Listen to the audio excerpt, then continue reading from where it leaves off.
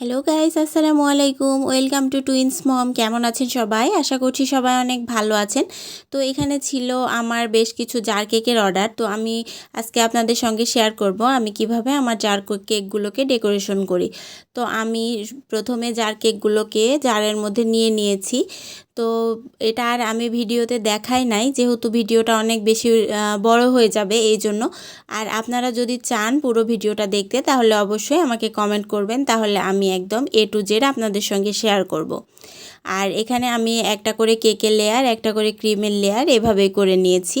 এখন উপর দিয়ে জাস্ট প্রেস করে করে ফুলগুলোকে বানিয়ে নিচ্ছি।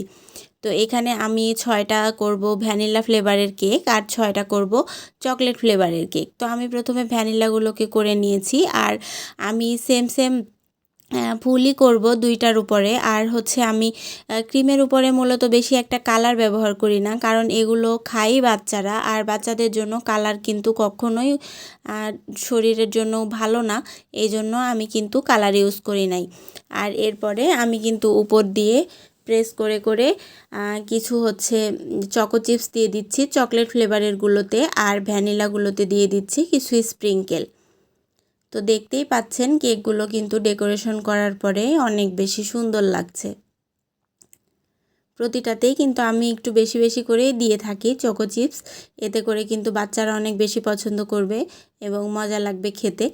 আর ভ্যানিলাগুলোতেই স্প্রিঙ্কেল দিয়ে দিচ্ছি, একটু বেশি পরিমাণে দিলে কিন্তু দেখতে ভালো লাগবে।